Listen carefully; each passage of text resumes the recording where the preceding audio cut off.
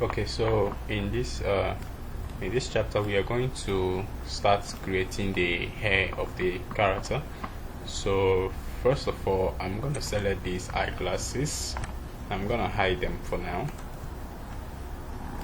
And if you watch closely, you can see we have a couple lights in our scene. So I've added these lights so that it will enable us to see the hairs that when we add it to the character, because we'll be making realistic hairs and not polygon hairs.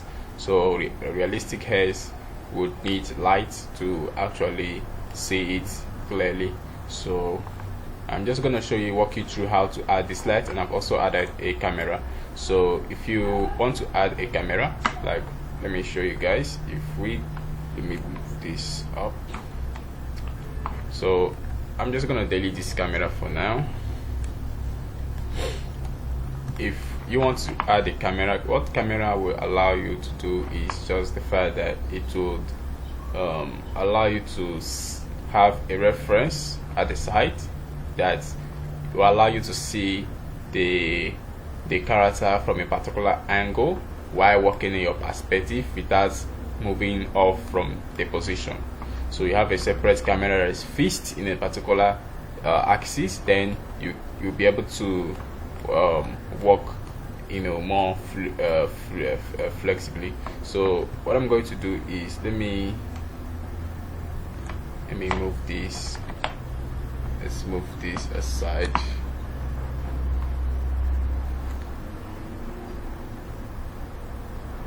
Okay, I'm gonna drag this out. So if you go to the edge here, and when you see turns, the cursor turns to this cross, so you could drag from the left and push it this way to have an additional menu to work with. So these viewports, we are going to actually split it. We are going to split these viewports. So I'm gonna come over at the top here, and I'm gonna drag down like so. So this one, we're gonna leave it as the 3D viewport, and this one I'm gonna set it as my image editor. So I'm gonna go to image, and I'm gonna open an image reference. So because I chose a different hairstyle, for me, I think even for you guys, it's going to be quite challenging to see the style of the hair in black and white mode. So for that reason, I decided to bring in a more colored human hairs, so that we could use that and create our hair for the character. So what we're gonna do is we are going to open this image. Select this image. You should have it in your exercise file. So if you want to come over to your folder here, so what you need to do is to you could, if you have the location of the file, so for example, if I go to my folder here, and maybe I want, you can see we are in Nico character folder, this folder. Maybe I want to go to Nico guy. Okay, so, or whichever one, or maybe I want to go to another folder, Nico. Let's see, Nico guy here. So I could double click here, copy this location, come over here and paste it, and press the enter key, and you can see it has opened that folder. So that's one of the quickest way to open up the folder for you. Or you could come to the side here and just go to the location, and then I have the folder in documents, in document folder. So I will move into the document root, and then I'm gonna find Nico guy, and I'm gonna open it. Okay, we could go back from here. Let's find the other Nico.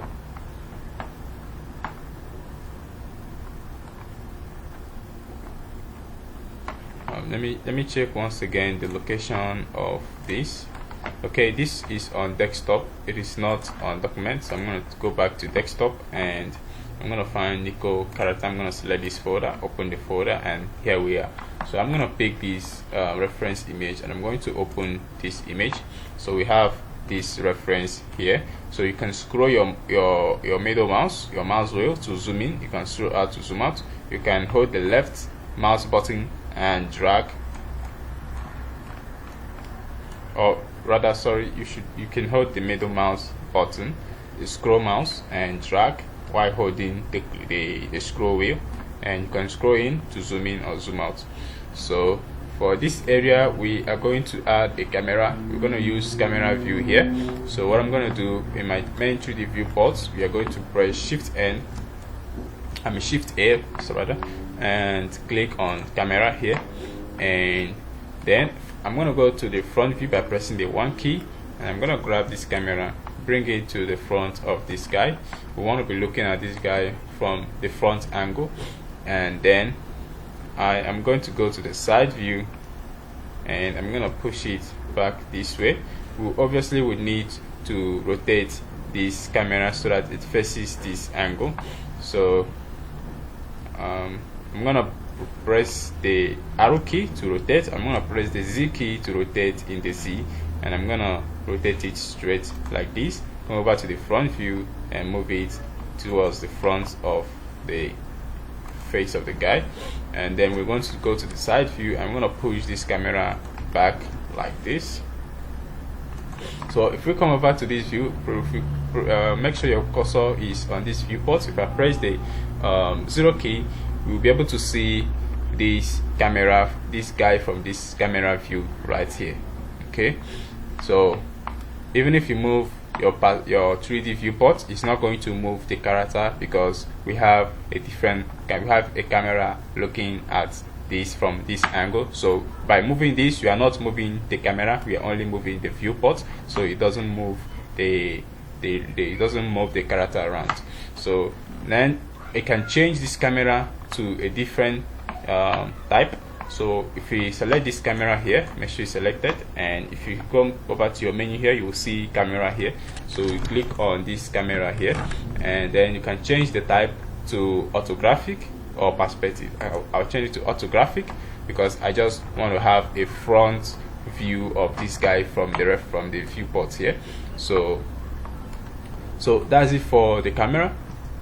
Could maybe bring it down a bit so we could see the entire body of the character, and here we are. Now maybe I think we could disable the reference images for now.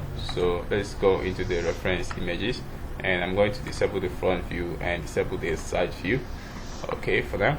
And maybe let's see here, we'll also disable the back view. So now we've set the camera up, and I've chosen orthographic, and here you can set the focal length for the camera. Okay, that's it for that. So now the next thing is to set up the lights. So I've got different type of lights here. So I've created a folder, a collection for the lights here. So if I click on lights, you can see we have area lights, and this is area lights. So we have area lights, and so if you want to bring up lights to your scene, so just press Shift A and click on light. Then you can see the area light, you can see spot light, you can see sunlight, you can see point light. So I've used just area light and point light for this scene. Let me give you an example to see how the scene looks when rendered.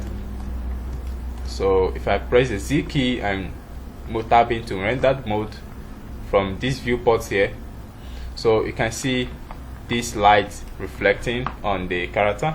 So if I select this light here, this area light that is shining from the back of the character, let me move the cursor around so you can see it. So you can see it here, it is moving from the back like so. And this area light, you can come over to light button here, and you see the area light, and this area light color is white, and the power is 205.6 watts. Okay, so let me go to the front view. So you can see how I've positioned this light from this angle, and I also duplicated this light and moved it aside. so, and then rotated it this way.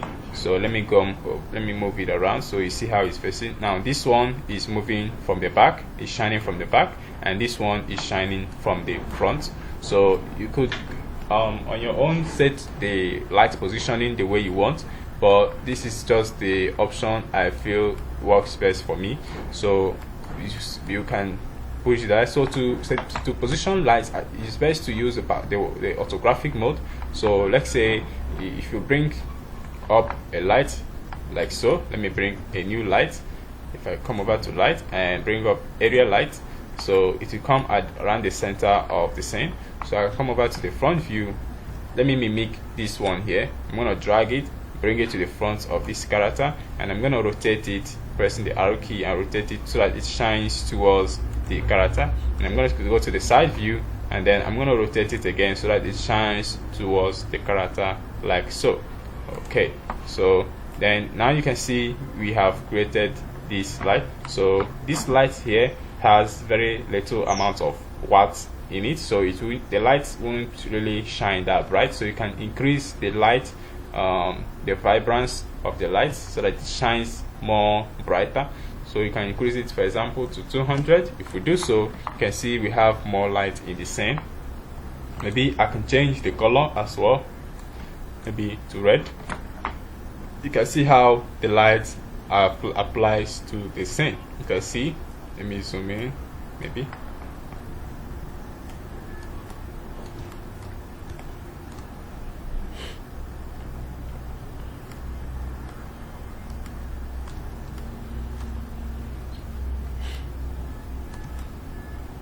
Okay, so you can see the light applying. So that's it for the area light. I'm just going to get rid of this light. Now we have another light here. It's called the point light. So if we select this light here,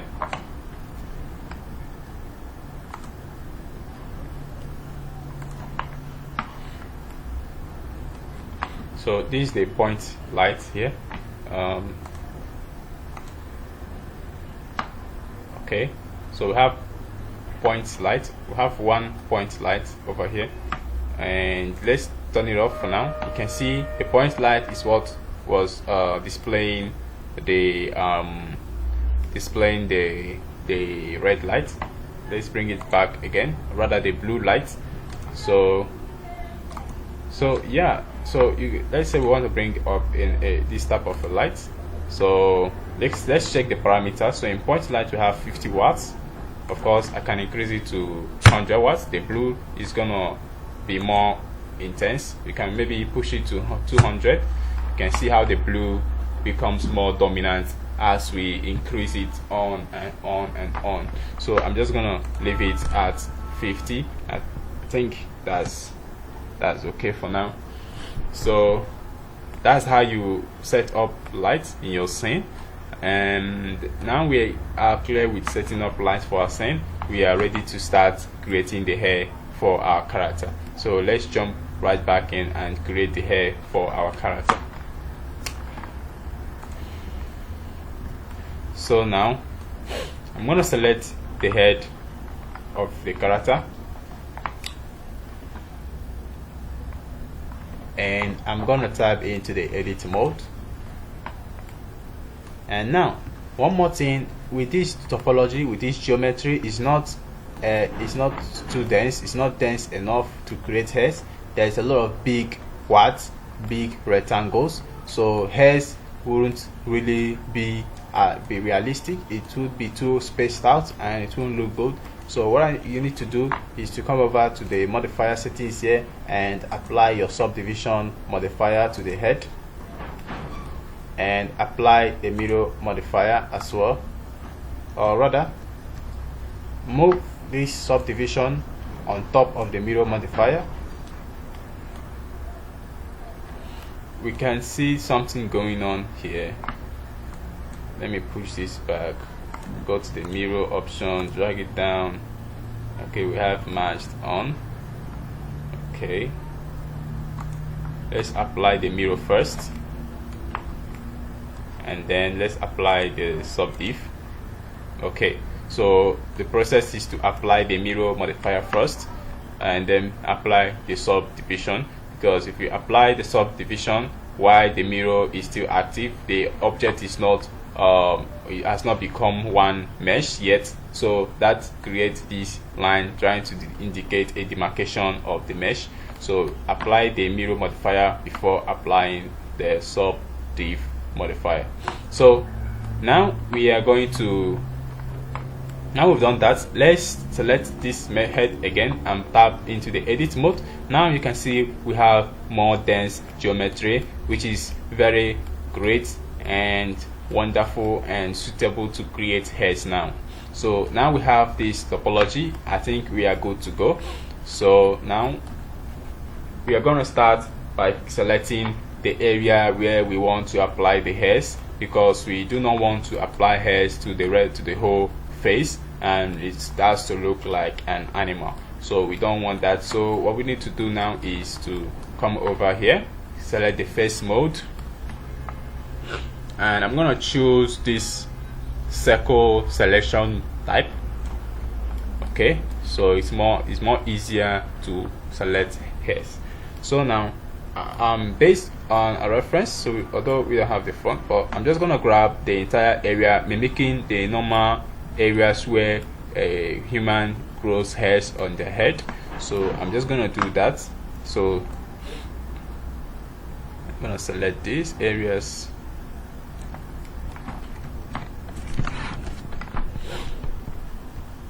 and I'm holding shift while selecting the other areas, because if you don't hold shift and select the other areas, you're gonna lose the other selections that you've made. So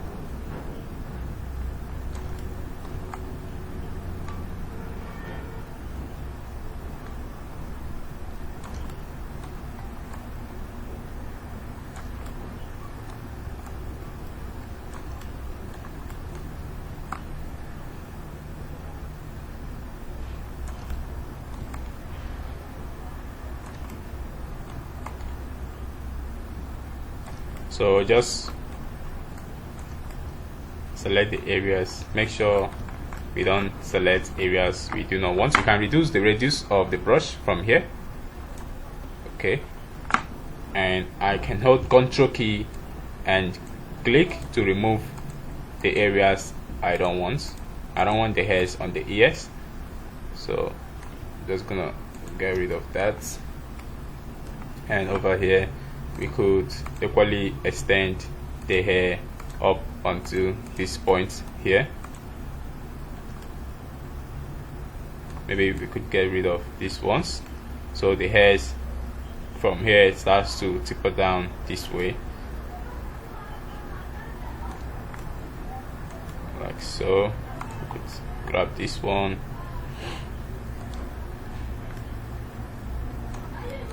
can grab these areas here, maybe these areas as well.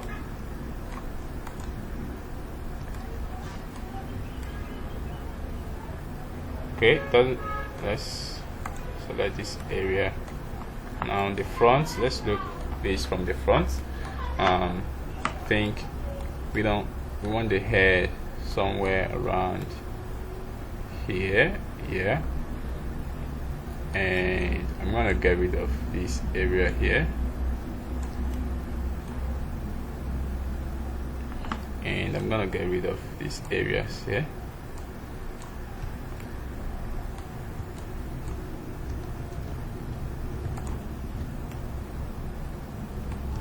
Maybe we could take some of this area.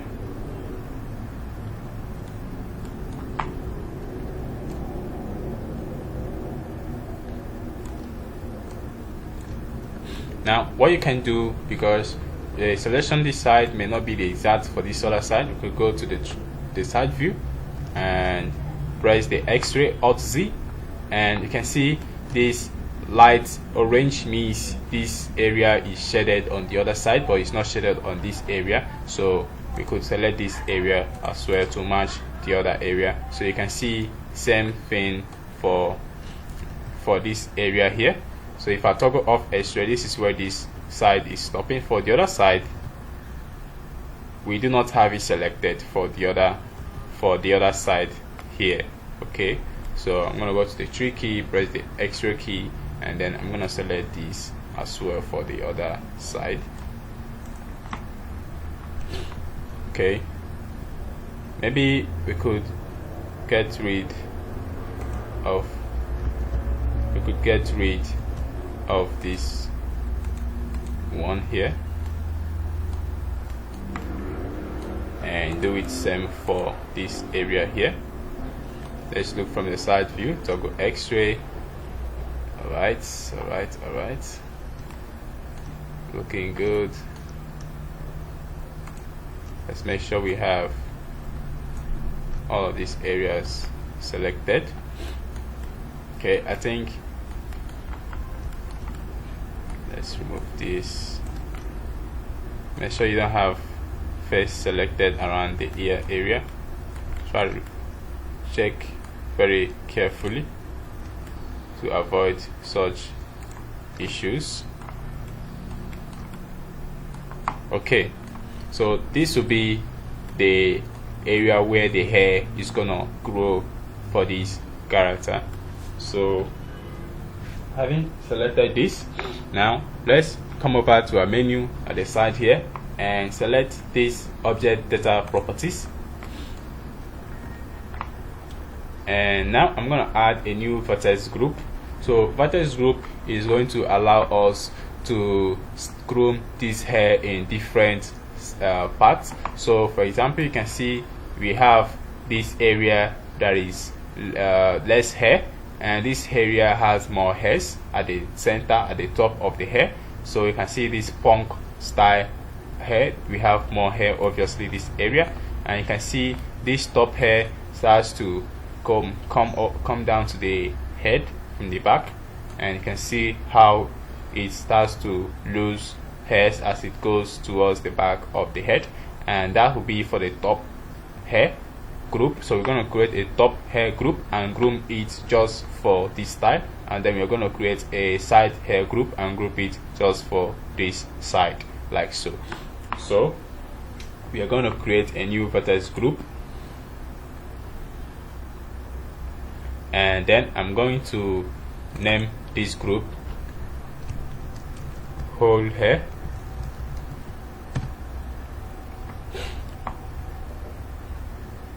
And then I'm going to assign these faces to this vertex group. Click on assign. So if we deselect now and select this whole hair and click on select here, it's going to select these hair areas that we've assigned to this vertex group. So now I'm going to add additional groups. I'm going to click on this plus sign, and then I'm going to add a top hair, and I'm going to assign, I'm going to create another one. This will be the side hair. So I'm going to select this, and I'm going to assign these selections as well to the entire groups for now. So now when we select the top hair and click on select, it selects the same whole hair, the same areas of the hair. If we deselect, select the side hair and select, it also selects this. Okay.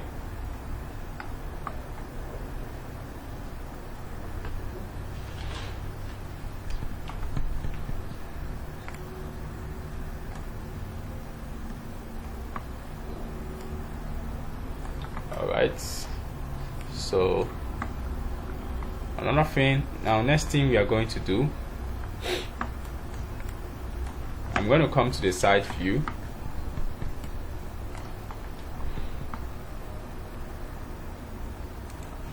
so let's make sure we have the top hair selected. So I'm going to go to the side view,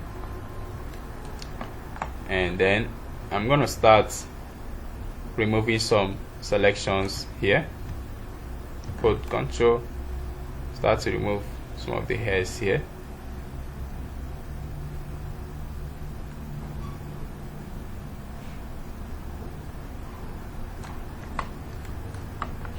So what we are trying to do we are trying to create that different hair groups for now. So make sure you select the top hair here before you start removing these faces. So remove the top faces selected previously. So toggle X-ray now, and I'm gonna do same for the other side. Maybe I could increase the brush size a bit to make it more quicker to work with.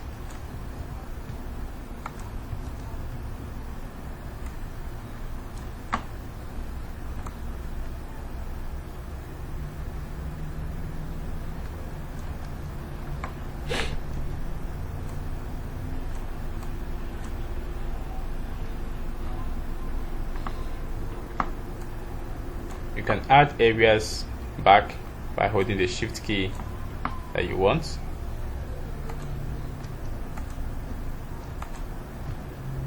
Okay,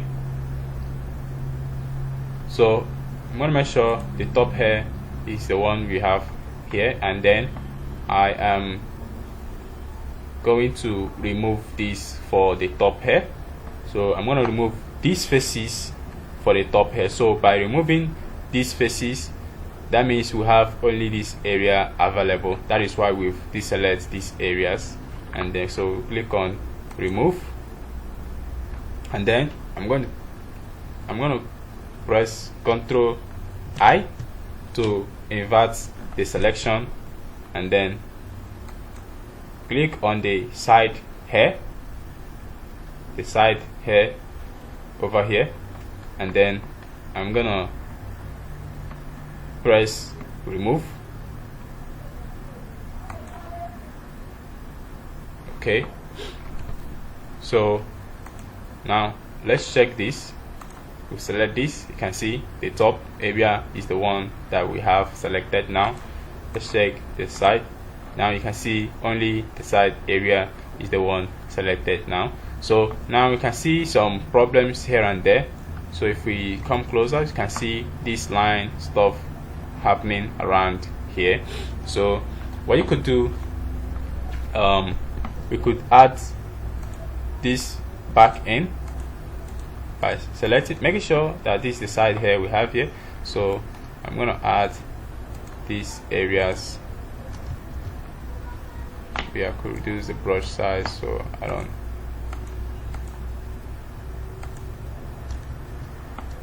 select these. We come to the other side, select these areas.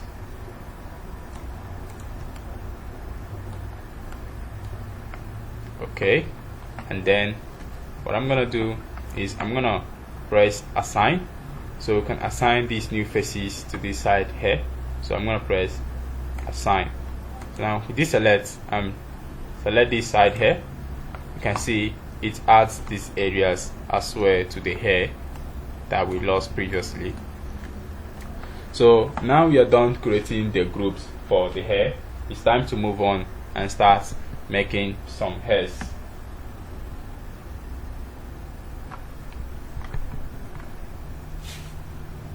Now I'm gonna deselect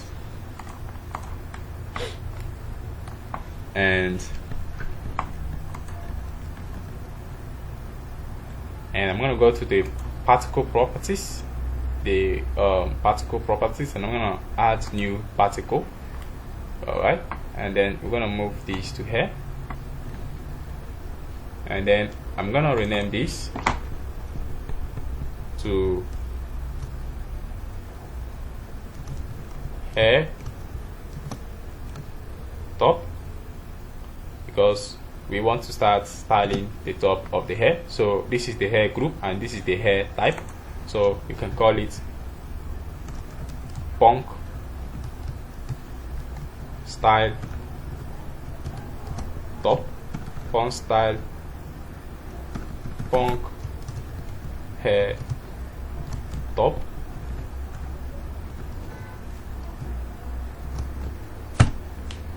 Okay, so now we can see we have a lot of this, so we just need to change the settings here. So now I'm going to go to the emission. This is the number of particle hairs that you have. For example, if I press 10, we have very little amount of this particle on the head. Okay, this is a number of particle hairs that you will have. So for here now, I'm gonna add 350 to this, and for the hair length, I'm gonna add 1.3 to shorten the length of the hair. 1.3.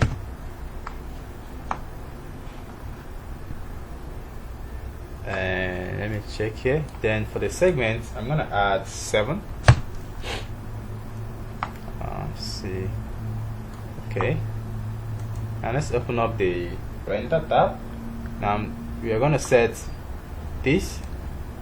Okay, this will make it more smooth to curve and adjust the hair, so they don't have any jaggedity in it. So I'm gonna add 7. And viewport, I'm gonna add this for strand step. I'm gonna add 4 to this. Okay, and for the children, we could leave that for now. And I'll go to hair shape, and let's see here, strand roots.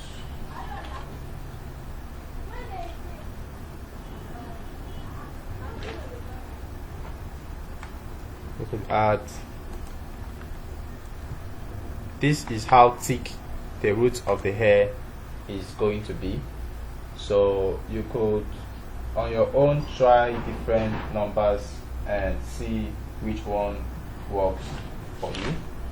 So so for me now, I'm just going to add some parameters.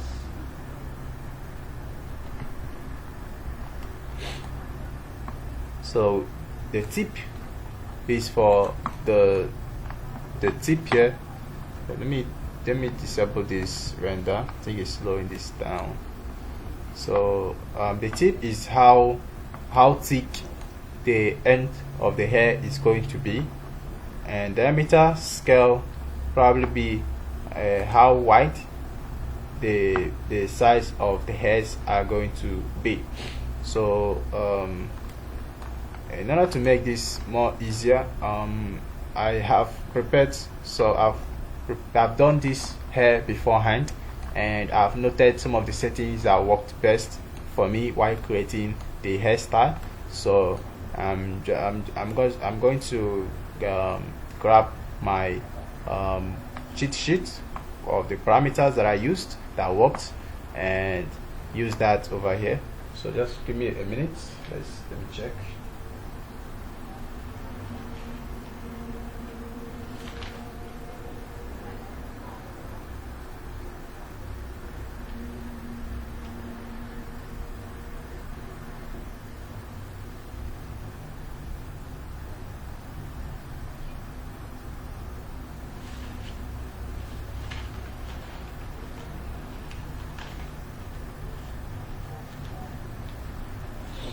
So over here in the diameter, I'm going to add 0.1. Okay, and the reason why we made it so small, 0.1, is because our hair is coming out directly from the surface of the head. So if you try to make it a bit thick, it's going to become obvious on the head. So the tip of the hair, that's towards the end, we're going to make it more smaller. We're going to add 0.01 to it, and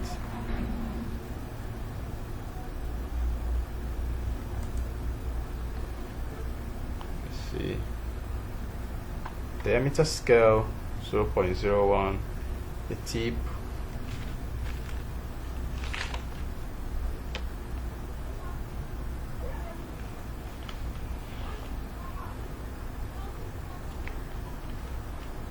I'm just going to set it to 0 for now, and make sure close tip is set. Alright, so now I'm going to go to this vertex group, and I'm going to check on density, and I'm going to select top hair. So now this hair applies only to the top of our mesh.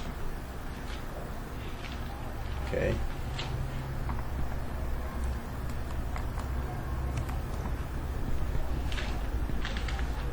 I think this is quite too tall. Maybe we could. Let me go to the side view.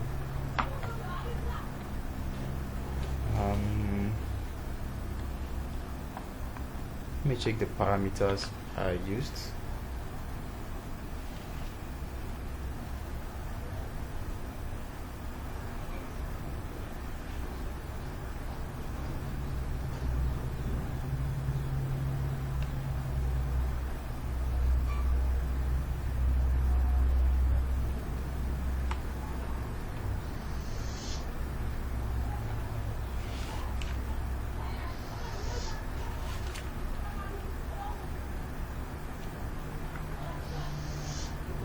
The hair length, this hair length, let's reduce this hair length to 0.56. okay, I think that's gonna work.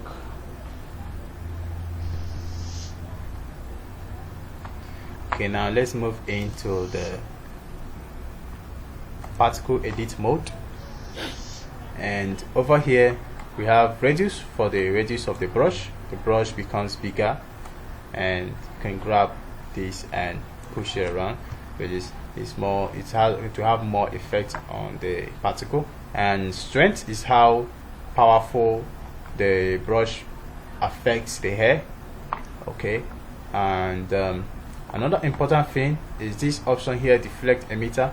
Deflect emitter will ensure that when we start to push the hair in like so, it doesn't go inside of our mesh, so you see it laps. So make sure deflect emitter is turned on and set the distance to 0.25. If you set it to 0, it's just going to touch on the surface of the head,